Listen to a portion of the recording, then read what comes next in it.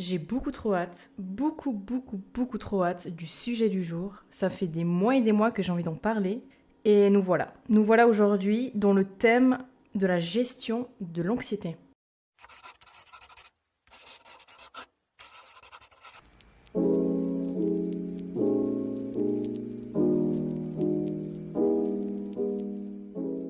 Alors les amis, vous et l'anxiété, comment ça va? Moi, honnêtement, l'année passée, c'était horrible. Les autres années précédentes, c'était horrible aussi. En fait, on va dire depuis la préadolescence ou depuis l'adolescence, quoi, il m'arrive de faire des crises d'angoisse. C'est vraiment quelque chose de... Ça a toujours été ancré en moi, quoi. Je sais pas comment dire ça. Je me rappelle la première crise d'angoisse quand ça s'est déclenché, en fait. J'étais dans le train, j'ai eu comme un sentiment d'étouffement, en fait, j'arrivais plus à... C'est pas que j'arrivais plus à respirer, mais c'est que je me sentais tellement oppressée, en fait. Mon cœur battait très fort, j'avais les mains moites, bon, j'ai toujours les mains moites dans ma vie, mais là encore plus. Il y a tout qui bougeait autour, tout tremblait un peu autour de moi, mais en même temps, moi, j'étais immobile, enfin, bizarre. Sensation très bizarre, pas safe du tout, et du coup, j'ai dû descendre du train alors que c'était pas du tout l'arrêt que je devais. Je devais encore faire 25 minutes de train et moi je suis descendue genre au bout de 5 minutes parce que j'en pouvais plus. Donc voilà, ça c'était ma première crise d'angoisse.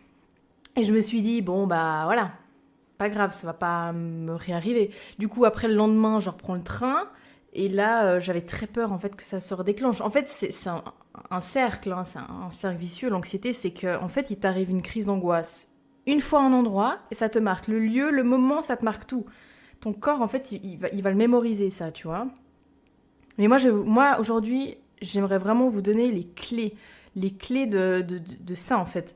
C'est possible. Alors, je dis pas d'enlever à 100% l'anxiété, parce que moi, je suis une personne qui est très anxieuse, quoi. Enfin, je veux dire... ouais, je suis pas mal anxieuse, on va dire.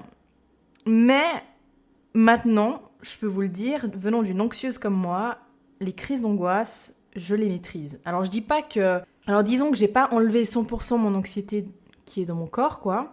Peut-être que ça sera un travail supplémentaire à faire. On en discutera après pour tout ce qui est des solutions, enfin voilà. Mais par contre, ce que je peux vous dire, c'est que j'ai plus de crises vraiment fortes, des crises d'angoisse. Je me rappelle... en fait, la dernière vraie crise d'angoisse que j'ai faite, vraie, c'était à Barcelone au mois d'avril 2023. Et c'est d'ailleurs là où je disais à mes potes, j'ai envie de faire des podcasts. Bref, on y est aujourd'hui, mais voilà. Le déclencheur émotionnel, c'était à Barcelone, où c'était vraiment la crise d'angoisse de trop. On était avec des potes, ok. On était à Barcelone tranquille, on était dans un bar le soir. Vraiment, en plus, on se racontait des anecdotes. Enfin, je veux dire, c'était vraiment... On passait vraiment un bon moment. Et là, d'un coup, je sais pas, l'atmosphère qui a commencé à changer, le monde un peu... Je voyais sombre, bon, il faisait nuit, mais je voyais de plus en plus sombre. En fait, quand on est un peu stressé, il y a la visibilité un peu qui diminue. Hein. Comme quand on est en voiture puis qu'on conduit en étant stressé, on voit plus grand chose en fait. Tu vois, tes yeux ils regardent, mais ton cerveau il a un cercle de vision très restreint. Bah là, c'est un peu ce qui m'arrivait. Pourtant, il n'y a pas eu de déclencheur, il n'y a pas eu une bagarre qui s'est déclenchée, rien. Enfin, je veux dire, on était pépère entre potes, quoi. Et je sais pas, j'ai dû aller courir dans les chiottes parce que j'avais une crise d'angoisse en fait au point de vouloir vomir quoi. Donc puis à chaque fois je cours dans les chiottes, il y a rien qui sort. Moi je vous le dis honnêtement les gars, il y a rien qui sort. C'est purement le corps qui veut dire bah là je suis pas bien, tu vois, là je suis vraiment pas bien. J'avais des sueurs froides, j'avais chaud, j'avais froid, j'avais des frissons, j'avais les mains moites comme d'habitude. En fait, tout ça, je vous parle de ça, mais ça dure peut-être une heure, tu vois, ça dure quand même, ça fait déjà un moment que la crise est enclenchée, en fait. Sauf qu'au début, c'est peut-être le cœur qui va battre un peu plus vite, c'est peut-être le ventre un peu en vrac qui fait comprendre qu'il y a un mal-être qui est en train de grandir. En fait, c'est la crise d'angoisse, pour moi, hein, je la vis pas en mode tout en même temps, tous les symptômes. Non, c'est vraiment d'abord le cœur qui bat fort, après le cœur et le ventre qui parlent en fait, tu vois. C'est des symptômes qui grandissent si tu fais rien en fait, qui s'amplifient, qui vont empirer si tu n'agis pas avant en fait. Moi je le ressens vraiment, moi je le vis comme ça, hein. Peut-être que vous ça vient tout d'un coup, que vous êtes déjà en train de vomir, enfin voilà. C'est vraiment propre à chacun, mais je vais vous donner des solutions qui touchent tout le monde. Donc, après...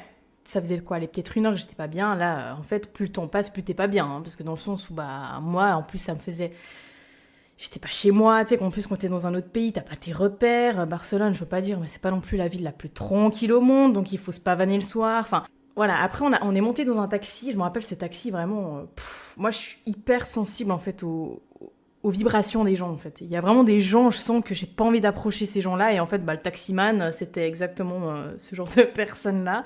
Je sais pas, il avait un air très méchant. Enfin voilà, moi je l'ai ressenti comme ça, hein, mais voilà.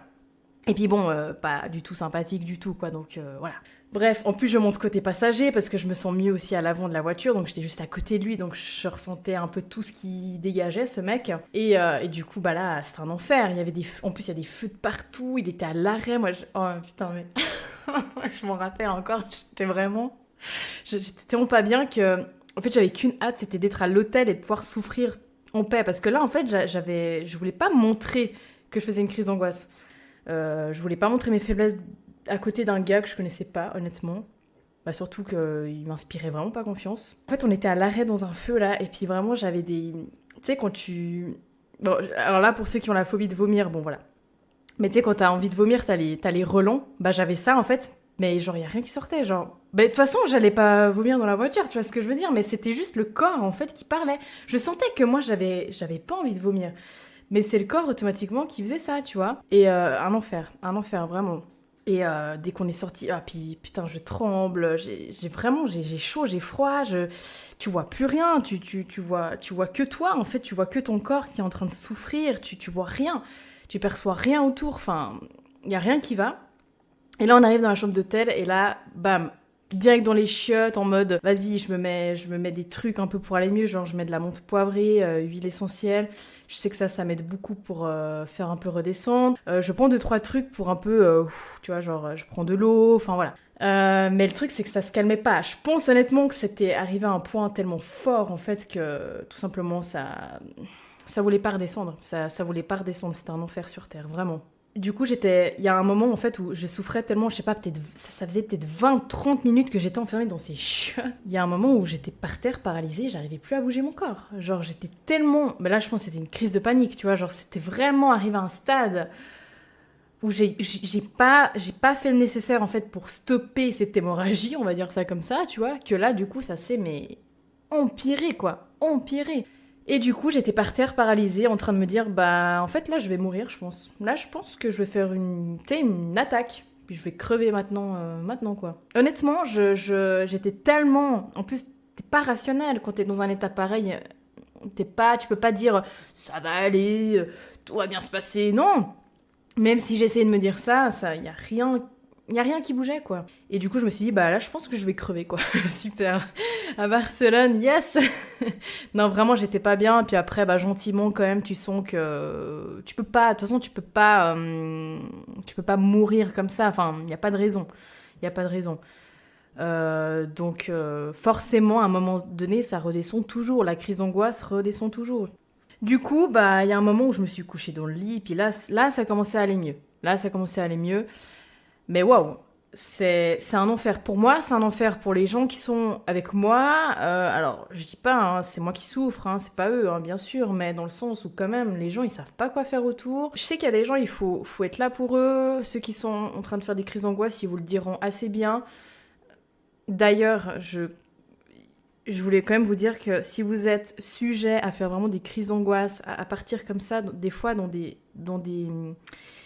des sentiments que vous n'arrivez plus à contrôler, vraiment dans des choses que votre corps vous dit et que vous n'arrivez plus à contrôler, il faut vraiment prévenir les gens avec qui vous êtes.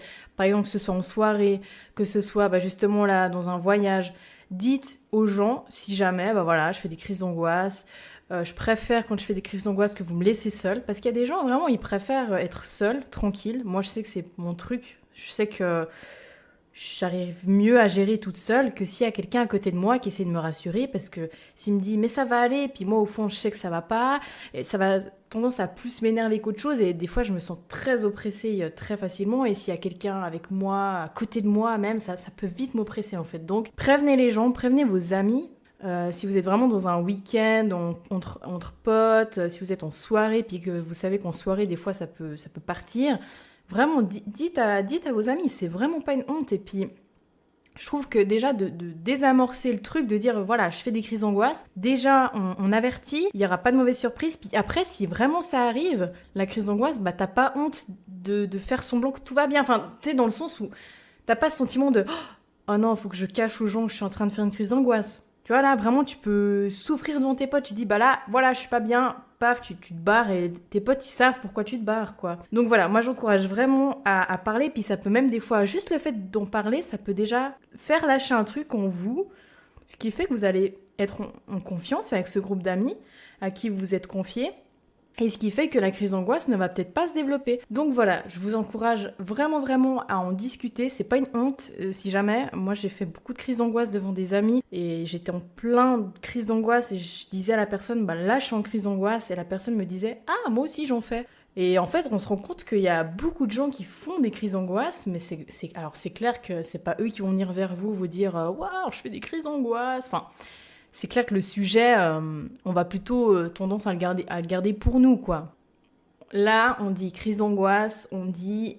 C'est votre corps qui parle. Hein. Clairement, c'est votre corps, en fait, qui vous dit qu'il y a quelque chose qui ne va pas. Moi, je vous parle de cet événement à Barcelone. Ce qui s'est passé à Barcelone, ça se passait presque tous les jours dans ma vie. Hein. Donc, c'était des états d'âme comme ça, tous les jours. Alors, Barcelone, c'était un point, quand même, où j'étais par terre, couchée, en pensant que j'allais mourir. Donc là, c'était quand même un point très extrême. Ce qu'il faut savoir, c'est que il y a un moment où en fait votre corps, enfin moi en tout cas mon esprit, on avait clairement marre de subir tout ça, dans le sens où vraiment ce qui s'est passé à Barcelone, ça a été vraiment le truc de trop. Ça a été vraiment le truc où je me suis dit bon là, je vais voir une psychologue. Hein. Ou un psychologue, parce que là, en fait, c'est juste pas possible, là, de vivre comme ça tous les jours. Je veux dire, je suis chez moi, j'étais comme ça, même à la maison, hein, même en safe place. Hein. Je sors juste dans le bar d'à côté de chez moi, je peux aussi faire des crises d'angoisse. Je peux faire des crises d'angoisse en journée, le matin, l'après-midi. Non, il n'y avait aucune logique. C'était un réel enfer, quoi. Au boulot, pareil. Le boulot, je connaissais tout le monde, tous les collègues, pareil. En fait, les crises d'angoisse, il faut vraiment comprendre, essayer en tout cas de comprendre d'où ça peut venir. Moi, je sais que j'ai quelques hypothèses par rapport aux crises d'angoisse. C'est un mélange de tout aussi. Enfin, en tout cas, je parle de mon vécu, ça peut pas être que d'un sujet. Vu que ça fait déjà depuis la préadolescence que je fais des crises d'angoisse, et ça continue à 20, 21, 22, 23, et aujourd'hui je suis rendue à 24 ans, et bon, là j'en ai plus refait, mais à 24 ans j'en faisais encore des crises d'angoisse, donc voilà. Il faut essayer de comprendre d'où elles viennent, peut-être l'élément déclencheur, est-ce qu'il y a eu un événement dans votre vie, ou pas particulièrement un événement, ou bien est-ce qu'il y a eu... Est-ce qu'il y a forcément des... Parce que moi je dis qu'il n'y a aucune logique dans la manière de faire des crises d'angoisse, dans le sens où je peux être chez moi, pépère, en sécurité, et je peux quand même faire des crises d'angoisse, je peux autant sortir dans un bar et faire des crises d'angoisse, enfin...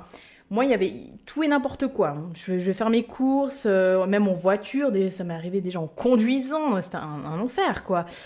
Essayez de comprendre en fait d'où ça peut venir, ou est-ce que si vous voyez une certaine personne, est-ce que ça peut se déclencher qu'avec elle et pas particulièrement avec d'autres, enfin... Essayez de comprendre en fait d'où ça pourrait venir. Est-ce qu'il y a des blessures qui ne sont pas guéries en vous ? Le fait, par exemple, si vous avez de la phobie sociale, si vous aimez pas trop les gens, est-ce que le fait de se retrouver dans un marché de Noël en plein milieu de la foule, est-ce que ça peut vous faire un peu déclencher ce sentiment d'anxiété ? Donc voilà, c'est que des choses où le corps il parle pour vous en fait, il parle pour vous, et le but c'est vraiment d'essayer de comprendre ce qu'il a à nous dire.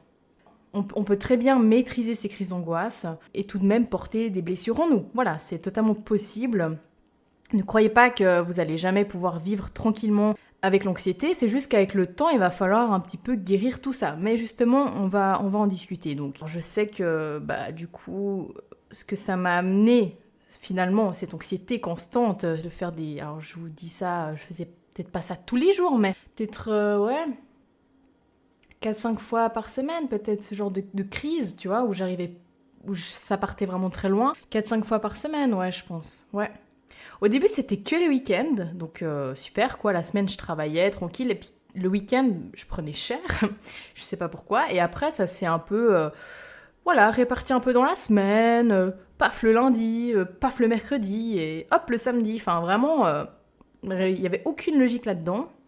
Alors justement, je suis allée consulter une psychologue, hein, parce que c'était invivable, hein, c'était plus trop possible, quoi.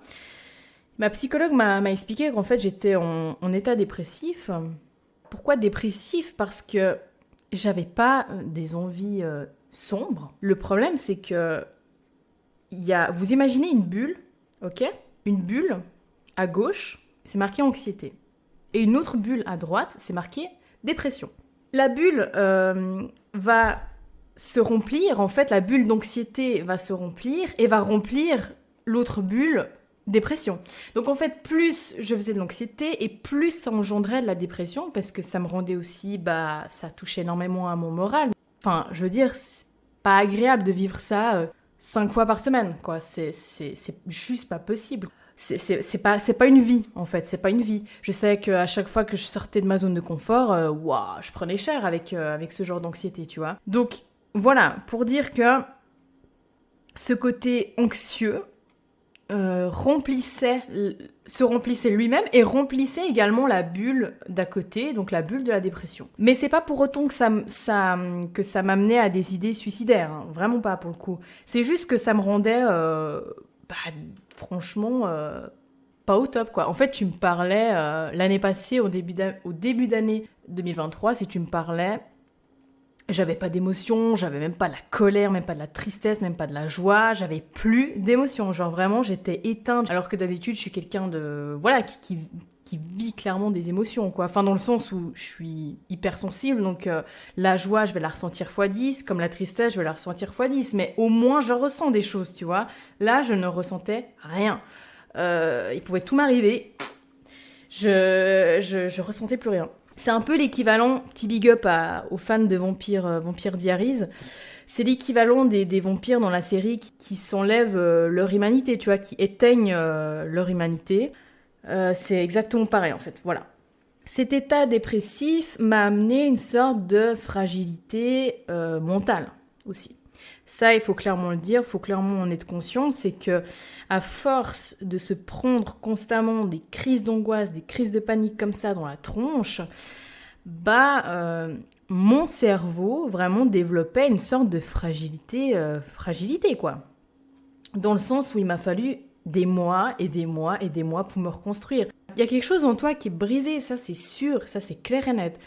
Quand tu es anxieux, il y a quelque chose en toi qui est brisé, que ce soit au niveau de peut-être de ton passé que tu as vécu, quelque chose qui t'a vraiment brisé, mais aussi brisé dans le sens où plus tu fais des crises d'angoisse, plus les petits morceaux, tu vois, ils se cassent encore plus, tu vois, il y a encore une miette qui se casse en deux, une miette qui se casse en deux, et en fait, c'est que des petits morceaux qu'on doit gentiment recoller avec des astuces, des solutions, parce qu'il y en a, hein, clairement, il y en a des solutions hein, pour maîtriser cette anxiété, mais voilà, ça prend du temps à se recoller, à ce que cette fragilité ne soit plus trop présente et que la confiance en soi revienne peu à peu.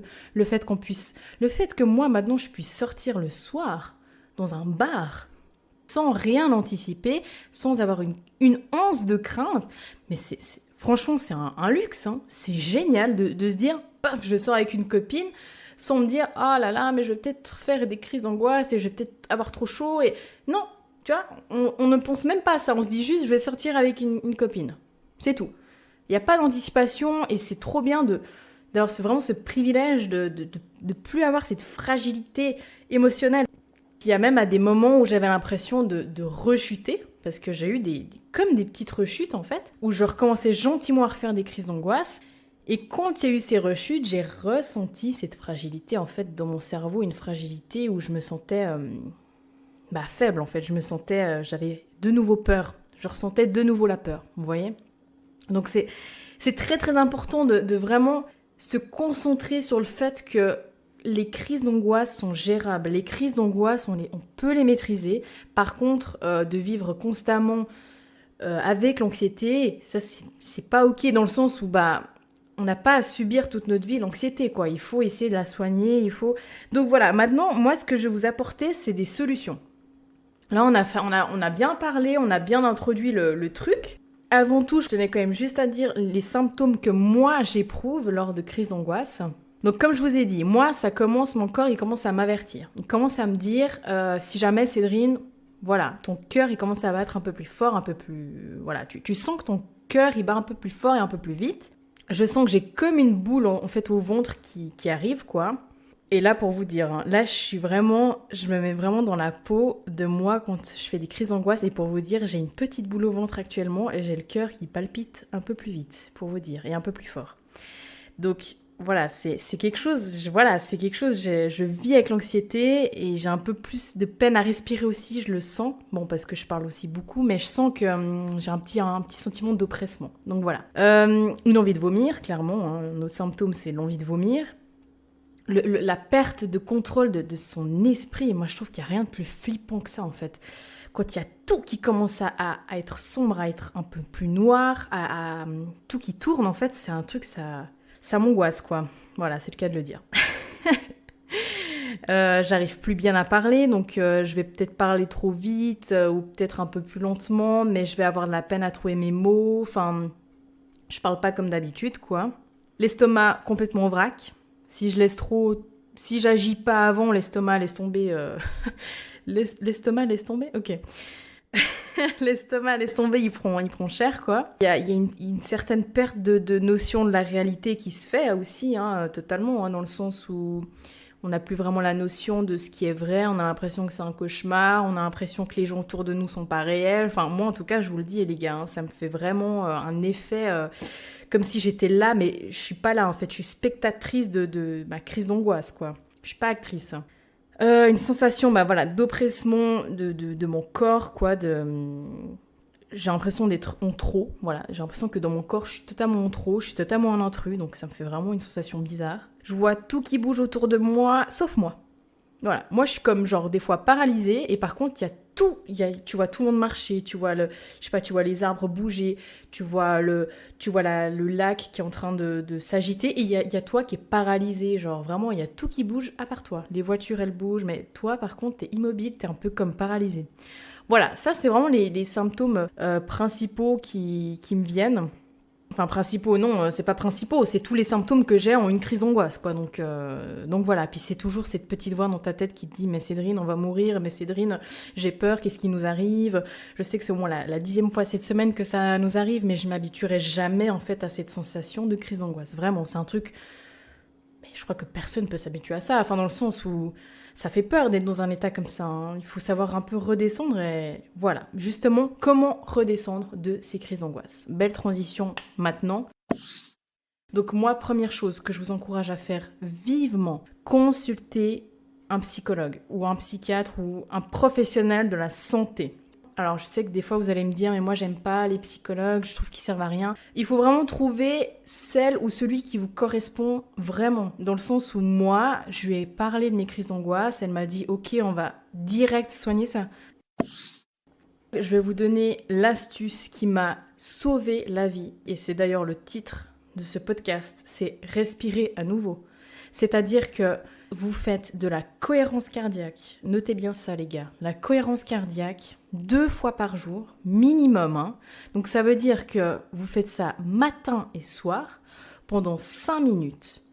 Mais attention, la cohérence cardiaque, il faut bien la pratiquer, sinon ça va pas servir à grand-chose, mais ce sera du superficiel. Pourquoi ? Parce que nous, les êtres humains, les adultes en tout cas, les bébés non, mais les adultes, on respire en fait avec notre poitrine. On respire, là si vous regardez, enfin si vous analysez comment vous respirez, on est d'accord que votre respiration, elle est très haute, dans le sens où c'est tout en haut des poumons, quoi.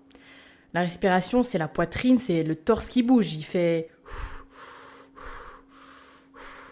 C'est ça, quoi. Cohérence cardiaque 2 fois par jour minimum, c'est-à-dire que si vous ressentez le besoin durant la journée, imaginons vous avez une journée de travail très stressante, vous sentez la crise d'angoisse qui peut potentiellement arriver, vous vous enfermez dans les toilettes, vous pouvez même faire ça debout, assis ou couché, la cohérence cardiaque, et c'est vraiment en fait, vous allez voir, comme je vous avais dit déjà dans le podcast Rendre son quotidien agréable, c'est une application gratuite que vous pouvez installer.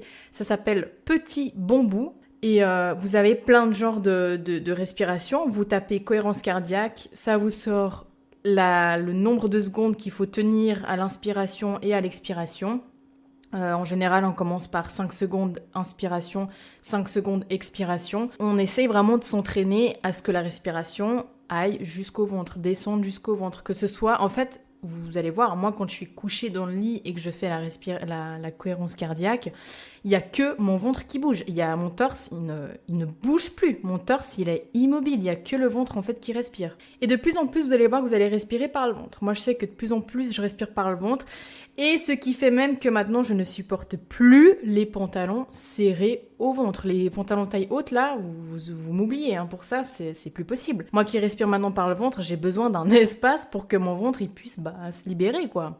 Il y a aussi la respiration carré, si jamais, qui est aussi très efficace contre les crises d'angoisse. Moi, je suis un peu moins fan, mais ma psychologue, elle m'a dit que c'était vraiment quelque chose de très très utile, si jamais, contre les crises d'angoisse. Donc, moi, je suis un peu moins fan parce que c'est très compliqué, je trouve. Vu que c'est une respiration carrée, c'est une respiration trop technique, où je dois trop réfléchir, et pour moi, une respiration, ça doit être naturel, instinctif, enfin voilà. Qu'est-ce qui va se passer, en fait, quand vous respirez par le ventre? C'est qu'en fait, on a un taux de cortisol. Ok. Et le taux de cortisol, s'il est élevé, c'est qu'on est pas mal stressé, quoi.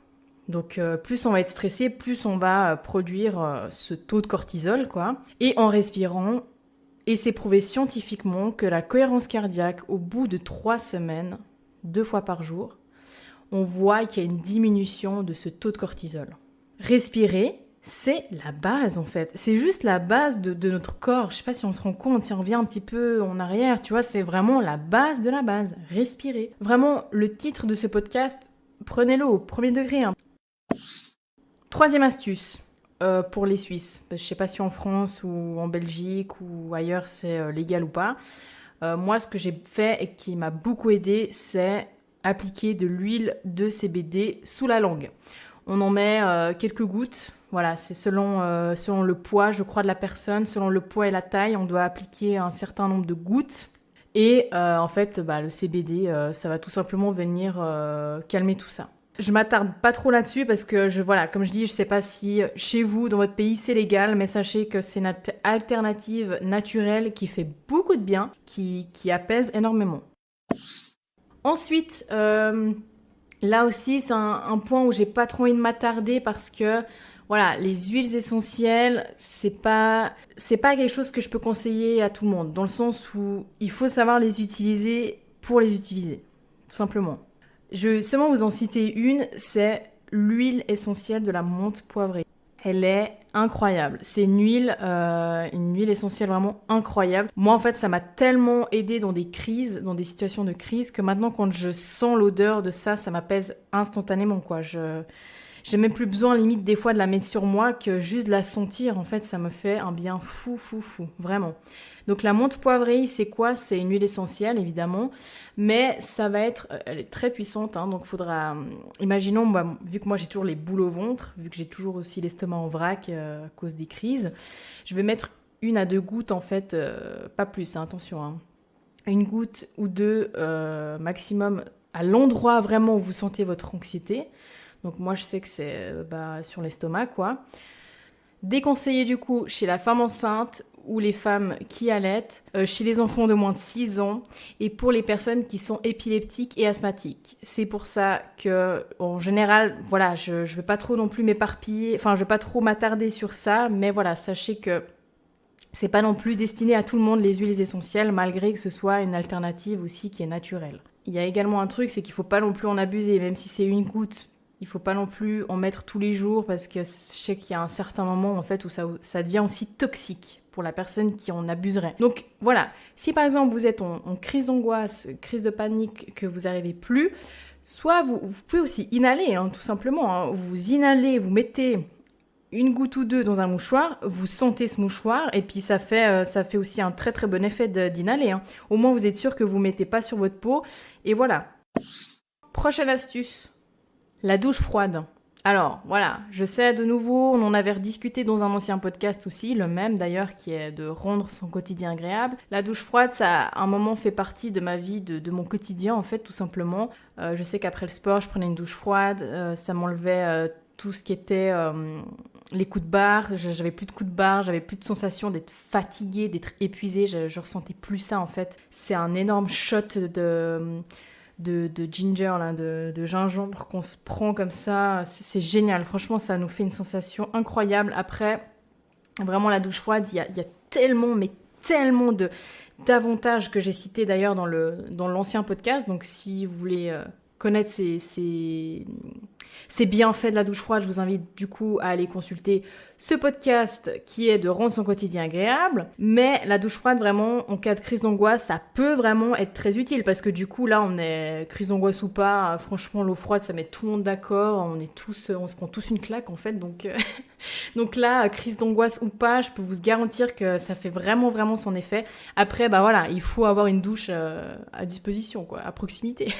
Parce que si on est en train de faire ses courses, bah bien évidemment qu'on peut pas prendre de douche froide, quoi. Donc voilà, la douche froide, c'est vraiment genre si on est à la maison puis qu'on n'est pas bien, on est anxieux, voilà.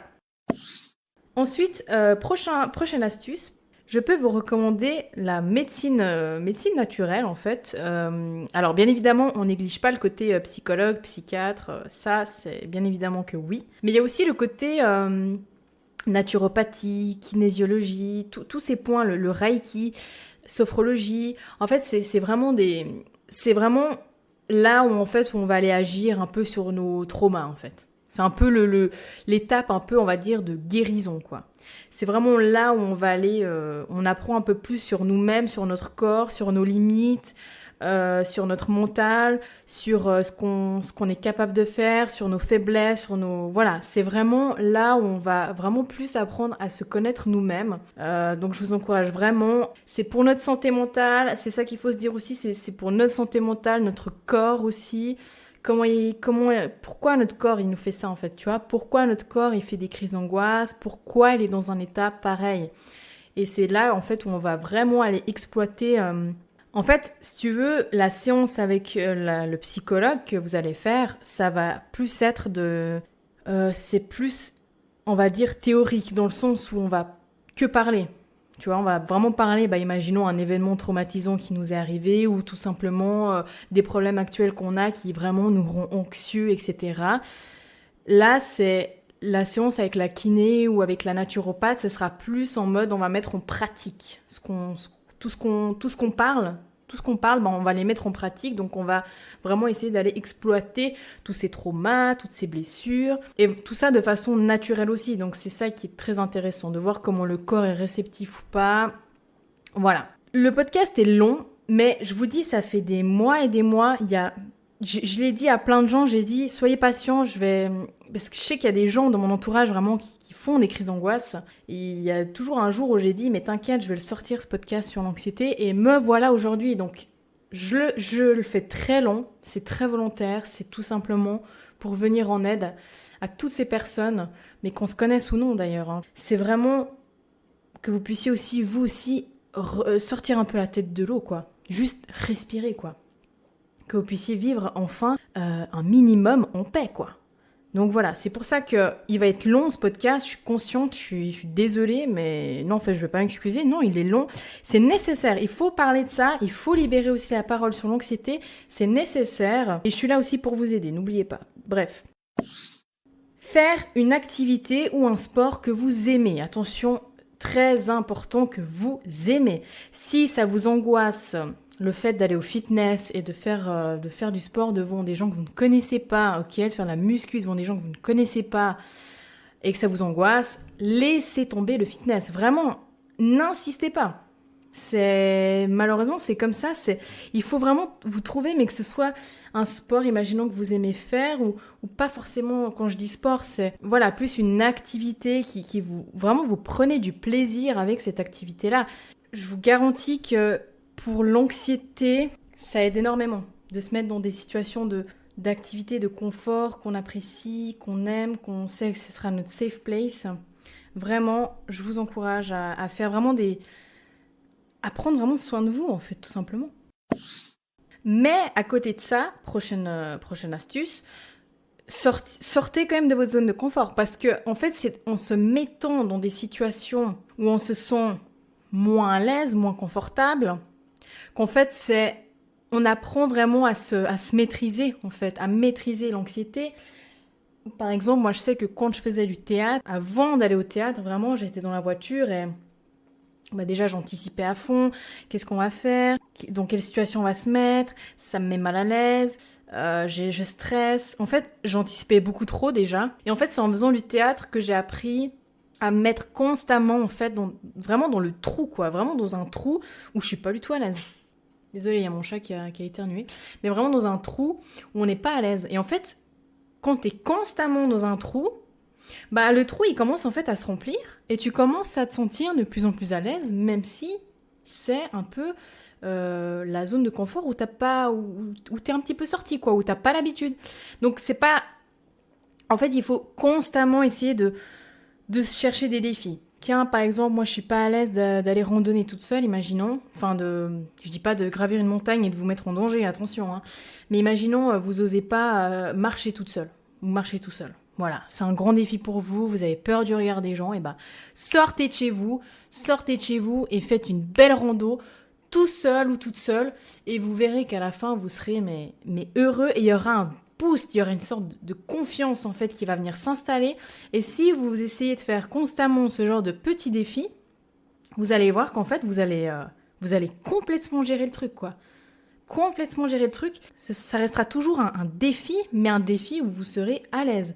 Moi, je sais que typiquement, j'avais une phobie sociale avant, j'avais vraiment... J'aimais pas les gens, quoi. Il y a un moment, il faut dire les choses, j'aimais pas les gens. Alors, je dis pas qu'aujourd'hui, j'adore les gens, d'accord? Alors, ça dépend qui, bien sûr, mais j'ai pas ce besoin de tout le temps voir des gens, de sortir, bisous, enfin voilà. Moi, je suis pas trop là-dedans, mais en fait, vu que j'aimais pas les gens et vu que les gens, je me méfiais trop d'eux, j'aimais pas en fait, j'aime pas les gens, j'aimais pas me mêler à eux. Je me suis dit, bah, quand tu fais des podcasts et que tu interviews des gens, bah, franchement, en plus, c'était des gens inconnus, c'est des gens que je ne connaissais pas, que j'ai interviewés dans ma vie, hein. Tous ceux que vous avez entendus là, c'est des gens que je ne connaissais pas avant. À part une personne, c'est tout, je crois. Tout le reste, c'est des gens que je ne connais pas, les gens. Hein. Je les ai d'abord rencontrés une première fois, certes, pour faire connaissance, pour voir comment le feeling passe. Mais justement, quand tu vas à la rencontre de quelqu'un que tu ne connais pas, pour moi, c'est un réel défi.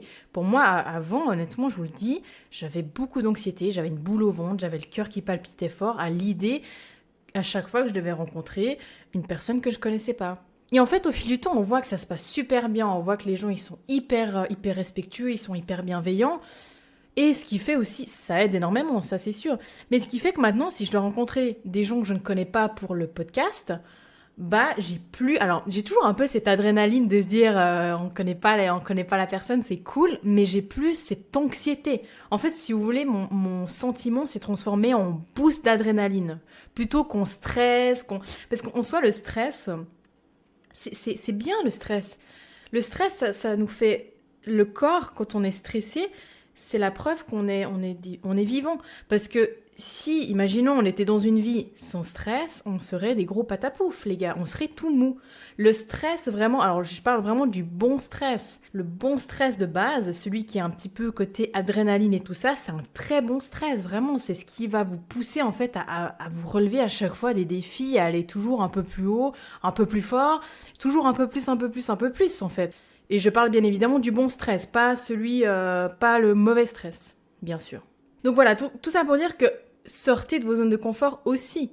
Lancez-vous des défis, faites aussi des activités à côté qui vous met en safe place, qui vous met vraiment bien, que vous savez que c'est votre safe place. Ça, c'est très important de garder la safe place, hein, vraiment. Hein. Ça, c'est quelque chose à pas négliger. Mais sortez aussi de vos zones de confort. Parce que là, être trop dans le confort, ça va rien vous apporter, ça va rien vous apprendre. Comme on dit dans la vie, malheureusement, c'est que dans les mauvais moments où vraiment on apprend. Parce que dans les moments de bonheur, dans les moments où tout va bien, je vois pas trop, tu vois, t'apprends pas grand-chose, quoi. C'est vraiment quand la vie, elle te frappe fort que tu apprends, en fait, des choses. T'apprends sur toi, t'apprends sur la vie, t'apprends sur les autres, t'apprends sur vraiment tout. Donc, voilà, je vous encourage vraiment à vous défier. C'est cool de se défier, franchement, c'est une belle expérience.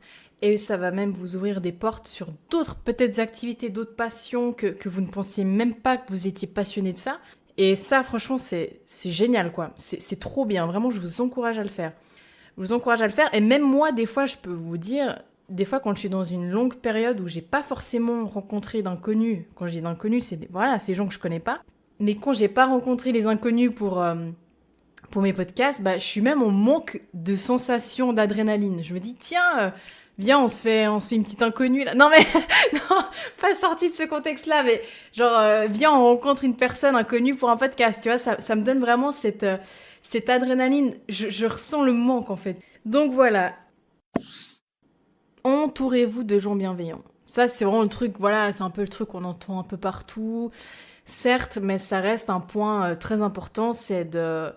Enfin, je veux dire, si t'as un entourage toxique, un entourage qui te rabaisse, un entourage qui te fait du mal, franchement, comment tu veux enlever cette anxiété qu'il y a en toi? Tu vois ce que je veux dire? Vraiment, fais le tri dans ton entourage, que ce soit amis, famille, amour, fais le tri. Vraiment, fais le tri. Et si à chaque fois que tu vois une certaine personne, tu fais des crises d'angoisse, t'es pas bien, t'anticipes avec cette personne, c'est qu'il y a un truc aussi à chercher derrière.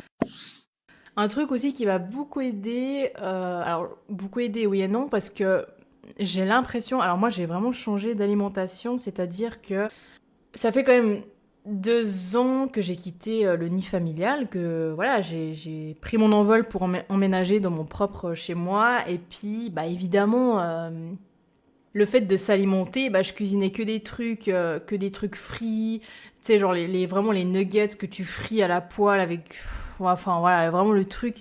Rien que d'en parler, ça m'écoeure, quoi. Je n'en peux plus de ces nuggets, vraiment, je n'en peux plus. Je suis au bout du rouleau. Les vrais auront la ref, on va dire. Et en fait, c'est vraiment... c'était que des trucs surgelés, ou voilà, de temps en temps, en plus, c'était des pâtes sans sauce. Enfin, je faisais des pâtes sans sauce. Enfin, vraiment, c'est le truc, j'avais aucun plaisir à manger, mais aucun plaisir. Je mangeais juste pour m'alimenter, quoi, et c'est tout. Et en fait, j'ai vraiment appris à... Ça vient aussi avec le temps, hein. On peut pas tout faire, tout dès le début, tout bien, attention, hein. Ça fait partie aussi du processus d'apprentissage. L'alimentation est pas saine, l'alimentation est trop grasse, et ça aide pas aussi dans le moral, dans la santé. C'est évident qu'il y a un impact aussi, tu vois, si tu t'alimentes pas bien quotidiennement, il y aura un moment où ton moral va prendre un coup, tu vois. Donc du coup, ce que j'ai fait, c'est que j'ai revu mon alimentation et maintenant j'ai déjà beaucoup plus de plaisir à manger. Purée, quand je mange mon assiette bien équilibrée, là, franchement, quel bonheur, hein. Vraiment quel bonheur. C'est un pur bonheur de prendre, en fait, de juste manger sainement. Ça prouve que tu as de l'intérêt à prendre soin de ton corps. Ton corps, il va te remercier, tu vois, ton corps, il va avoir moins de peine à digérer. Moi, je sais que j'avais tellement de problèmes à digérer quand je mangeais des trucs frits, là, que voilà, maintenant je sais que j'ai beaucoup, mais j'ai même quasiment plus de problèmes de digestion depuis que vraiment je mange. C'est vraiment une alimentation plus légère, plus saine. Il y a beaucoup plus de légumes. Enfin, je veux dire, c'est quand même beaucoup plus riche aussi en protéines. Enfin, voilà, c'est que des petits détails comme ça, mais qui finalement, je suis sûre, je suis convaincue qu'il y a un impact au niveau anxiété, quoi. Je veux dire, je sais pas, il y a un truc. Il y a un truc. Donc voilà, ça c'était les solutions que je voulais vraiment apporter aujourd'hui. Il y a plein d'autres, dans le sens où il n'y a pas une solution pour soigner l'anxiété. Il y en a plusieurs. Vous pouvez vous contenter que d'une seule, ou de 2, de 3, de 4, de 5. Voilà, c'est propre à chacun. Là, c'est vraiment je vous ai donné les clés pour aller mieux. À vous de voir quelles clés vous avez envie d'utiliser pour votre anxiété. Testez moi je vous dis même, testez le plus de solutions. Comme ça, vous pouvez vous faire votre propre avis sur vos solutions à vous et de pouvoir ainsi rendre votre anxiété beaucoup plus gérable. Vous verrez que c'est une histoire aussi de temps, c'est-à-dire que c'est pas en une semaine que vous allez plus avoir de crise d'angoisse. C'est quelque chose qui se maîtrise avec le temps. C'est une confiance que vous allez construire avec le temps aussi. Le temps que les morceaux brisés se recollent, ça prend du temps. Mais je vous promets que ce combat, il en vaut vraiment la peine. Je vous promets qu'une fois que vous savez les maîtriser, vous vous sentez beaucoup plus en confiance et beaucoup plus fort. Moi, j'ai eu des rechutes. Il m'est arrivé d'avoir des rechutes. Mais les rechutes sont là pour nous montrer que n'abandonne pas, ne laisse pas tomber, c'est qu'une rechute, ça va remonter, et la preuve c'est remonté, et là ça fait des mois et des mois que moi j'ai plus besoin de faire de cohérence cardiaque. Il y a un moment où c'était mon quotidien pendant plusieurs mois, les cohérences cardiaques, ça c'est clair et net, mais aujourd'hui, je me rends compte que aujourd'hui je vis Si je fais de la cohérence cardiaque, c'est surtout pour bien respirer, c'est surtout pour mon bien-être global, mais c'est pas forcément pour l'anxiété en fait. C'est que ça me fait beaucoup de bien de prendre conscience du moment présent, de respirer. Ah oui, puis excusez-moi, cohérence cardiaque pendant 5 minutes minimum, parce que vous ne me faites pas des 1 minute de cohérence cardiaque, c'est 5 minutes minimum 2 fois par jour, vraiment. Donc voilà. Vous allez voir que dans votre quotidien, ça va se mettre en place automatiquement pour votre bien-être et c'est très très rassurant d'avoir des automatismes de solutions comme ça à disposition et je trouve, voilà, c'est vraiment très très bien. Je dirais que ma dernière crise d'angoisse, c'était en été 2023 quand j'ai dû partir en voyage solo. Le matin même, j'étais pas bien du tout, mon estomac était en vrac. Mais par contre, ça n'a pas dégénéré comme à Barcelone, par exemple. Ça n'a pas pris des proportions, parce que voilà, ça faisait depuis le mois de mai, du coup, que j'étais suivie par quelqu'un. Donc ça faisait déjà plusieurs mois que je faisais ma cohérence cardiaque, donc... Voilà, j'étais pas bien le matin même avant le départ de mon voyage solo, ce qui fait que je me suis posée dans le lit 5 minutes, j'ai fait ma cohérence cardiaque, ça allait un peu mieux, et une fois que je suis partie de chez moi, c'était nickel. Donc il y a un moment aussi, il faut pas essayer de trop s'attarder sur la crise d'angoisse, on essaie de pas trop se concentrer dessus, on fait ce qu'on a à faire, donc on respire, ça c'est sûr, on respire, mais après on essaie de se concentrer sur autre chose. Moi après je sais que je préparais mes affaires, donc j'étais dans un mood à préparer mes affaires, dès que j'ai pris le volant, j'étais... concentrée sur la route à fond. Et j'ai même plus pensé à ma condition d'anxiété, quoi. Donc voilà, essayez aussi de mettre vraiment l'anxiété un peu de côté du mieux que vous pouvez, quoi. Mais moi, je sais que parmi tous mes amis, là, qui m'écoutent, je sais très bien que j'ai déjà fait ça une fois au moins avec vous, sans que vous vous rendez compte. C'est qu'en fait, on est dans un bar ou, je sais pas, on est en train de marcher ou peu importe. Et tout d'un coup, voilà, je sens que le cœur, il commence à battre un peu plus fort. Je sens la boule au ventre arriver. On est en train de discuter entre amis, pas de souci. Bah moi, en même temps, je respire avec le ventre. Je fais ma respiration ventrale et ça ne se voit pas. C'est-à-dire que la personne en face est en train de parler, pendant qu'elle parle, je peux respirer par le ventre. Je fais quelques respirations, ça va déjà beaucoup mieux. Je sens que maintenant avec le temps, non seulement je gère de plus en plus mes crises d'angoisse, mais en plus de ça, beaucoup plus rapidement. C'est-à-dire qu'avant, il fallait vraiment que je respire pendant 5 minutes pour sentir une différence. Maintenant, je fais quelques inspirations, quelques expirations devant les gens ou toute seule, peu importe, et ça va déjà beaucoup mieux. C'est discret, vous n'êtes pas en train de faire... devant les gens, non, c'est vraiment quelque chose qui se passe dans le corps et voilà, vous inspirez comme ça et vous laissez gentiment votre respiration descendre dans le ventre. Là, je suis en train de le faire et puis pourtant, je continue de vous parler. Donc, c'est quelque chose vraiment de très discret, qui est très accessible. C'est gratuit, je veux dire, c'est la base en plus de notre corps. Donc, franchement, plus d'excuses. Et sachez aussi que, comme j'ai dit au début, vous êtes loin d'être seul à faire des crises d'angoisse. Ça, ne pensez absolument pas que vous êtes les seuls à le faire. Enfin, dans le sens où il y a beaucoup de gens qui sont sujets à faire des crises d'angoisse. Et moi, je suis là pour... moi, toutes les méthodes, toutes les solutions qu'on a pu me transmettre, j'essaie de faire vraiment au mieux pour également vous les transmettre à vous. Moi, je veux vraiment... que ça se passe au mieux pour vous, l'anxiété, que vous ayez un rapport avec l'anxiété qui est beaucoup plus serein, beaucoup plus gérable, beaucoup plus maîtrisé. J'ai pas envie de vous laisser seul, justement. Donc voilà, pour moi, c'était un podcast vraiment qui me tenait tellement à cœur. C'est que, moi, en fait, je vous le dis honnêtement, c'est en partie grâce, on va dire, à l'anxiété qu'aujourd'hui, je suis là en train de vous parler, quoi. Parce que vraiment, l'anxiété m'a emmenée dans un état dépressif. Et c'est cet état dépressif qui m'a emmenée dans l'univers des podcasts. Comme quoi on peut transformer l'anxiété en une force. Moi, j'ai fait vraiment de l'anxiété une force. Et faites-le. Transformez vraiment votre anxiété en une belle force, en quelque chose de totalement maîtrisé. Montrez vraiment à votre anxiété qu'elle n'a plus le dessus sur vous. Avant, elle avait le dessus sur vous, maintenant c'est vous qui contrôlez tout ça. Vous êtes maître de votre corps, vous êtes maître de votre esprit.